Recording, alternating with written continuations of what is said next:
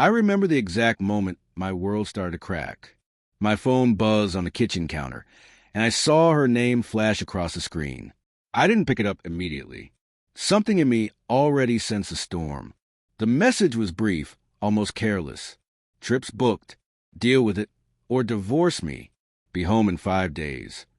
I stared at it, the words echoing in my skull. 5 days. Not a week, not a weekend, just 5 days. Deal with it. Trip. I tried to swallow the lump forming in my throat. She had said it in passing over the last month. Her frustration, her sense of being trapped, the tension we'd been avoiding. But now, staring at that text, I realized I had been hearing it all wrong. The first day, I told myself she needed space. She'd been restless, exhausted from work, drained from the arguments we kept having. But by the second night, when her phone went straight to voicemail and she didn't answer my texts, a small, gnawing anxiety took root. Something was off. I tried not to notice the little things. The way she'd been checking her messages quickly before I could see, the sudden need to keep her itinerary private, the defensiveness in her voice when I asked if she was okay. By the third day, I was almost certain it wasn't just about space. Her silence wasn't comforting. It was sharp, a blade I couldn't see but felt cutting into me. I remembered her smile the last night before she left, slightly forced, like she was hiding something behind it. I hated myself for noticing. I hated myself for questioning. Then came the little things that made my chest tighten. A missed FaceTime call I hadn't been aware of until hours later. A notification popping up briefly on her phone that disappeared too quickly. A vague excuse about meeting a friend from work that didn't add up. Each tiny moment should have been nothing, but together they formed a shadow that followed me wherever I went. I began to replay every memory with her, every laugh, every touch, every "I love you" that now sounded hollow. I questioned my own mind. Was I imagining things? Was this paranoia? But the pit in my stomach told me otherwise. On the fourth night, I found it, accidentally, as I was tidying up the living room. Her tablet lay open, unlocked.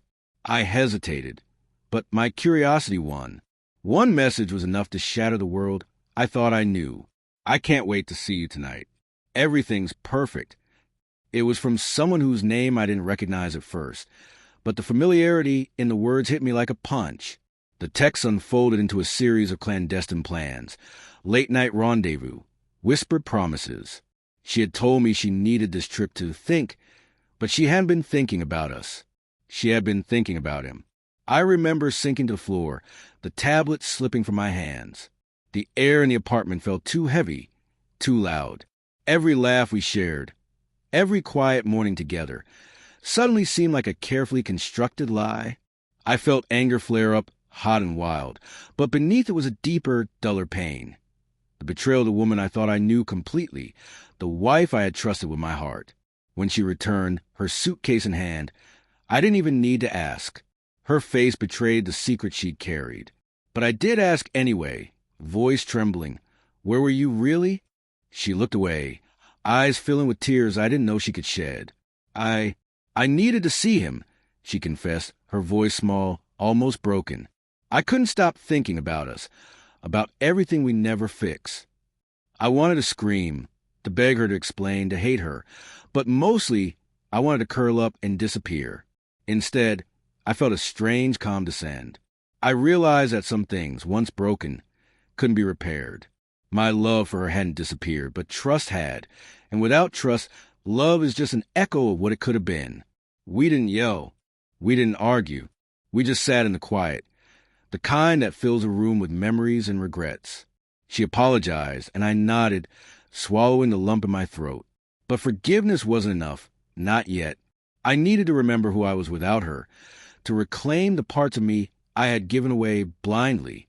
That night, I packed a bag of my own, small, simple, quiet, and left, not out of spite, but to breathe, to remember myself. I walked away carrying heartbreak, yes, but also something else, a fragile, stubborn sense of dignity. She had left on a deal with it or divorce me trip, and she had hidden the truth until coming home.